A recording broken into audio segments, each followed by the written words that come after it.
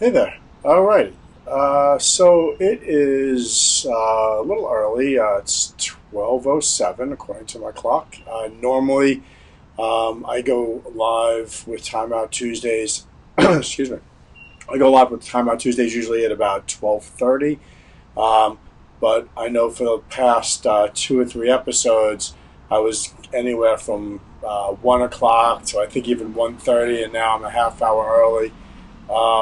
So anyway, I wanted to get started. Today I'll be talking to you about how critical consistency is. Now that would be silly, right? That would be pretty ironic if I was going to talk to you about consistency after just telling you that I'm all over the place myself with my Time Out Tuesday videos. So no, I'm not going to be talking about consistency, and I do apologize for being a little bit all over the place, but it's I find it more important for me to get the videos done. And if something happens that causes me not to be able to do it at the scheduled 12:30 time, I prefer to get them done anyhow rather than miss a week. So I hope it's not too much of a problem. Hey, if you're watching the video, by all means, always let me know below.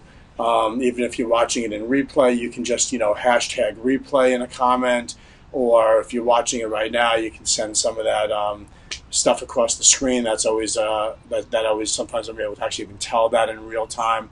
So hearts and likes and all that's always nice. Anyway, so today I was actually going to talk a little bit about the journey, and it's appropriate for me. We just got back from a short family vacation, and as many of you probably know, or anybody that follows myself or Sensei Terry on our social media, you know that our family vacations are sometimes not all that typical.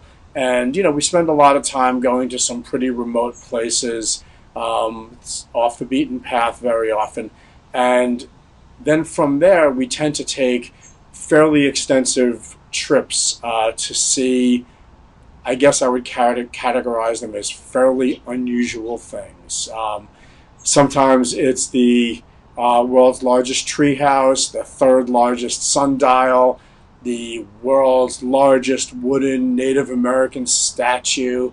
What else have we seen? The list goes on and on of all kinds of, world's biggest tinfoil ball type things. And, we seek out these things wherever we're going. And like I said, oftentimes it can take us a couple hours in the car to get there. And sometimes the destination itself, like the world's largest treehouse, was just phenomenal. It was just a really exciting time, very interesting to see the whole thing. And other times the destination could be somewhat anticlimactic. The world's largest Native American wooden Native American statue was located in the back of our gas station in Maine. It was not particularly exciting.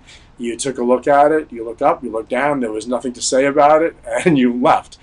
But we continue to do these things not only to continue building our absurd list of world's largest, smallest, biggest, roundest, whatevers, but we find ourselves driving through some very unusual places. We see towns that we would never otherwise see, and we are often paying attention to how to get to these places because sometimes they're just so obscure that we all of a sudden come across the name of a city or the name of a town, and we look it up and we find out that there's actually something interesting in that town that you would never have known about. On this trip, we happen to have passed by a town that has it's an abandoned town that has a coal mine that's been on fire since 1962. Things like that are pretty exciting. That's actually how we also happened upon Puxatani and did the whole groundhog tour this time around. It was a couple hours out of the way, but it was something that we never would have otherwise done. And so one of the things that we were talking about in the car is how important the journey is. That it's the things that you see along the way, the things that you pick up on your road to the destination that can be just as good, if not even more important than the destination itself. And that's definitely something that, it's a famous line, right? The destination is the journey, or the journey is the destination, whichever way it goes. But it's something that's also really important when we're teaching our children martial arts. And it's something that I talk about very often with parents, and I also bring it up in class as well to the students, that this is not about the next belt necessarily or the black belt necessarily.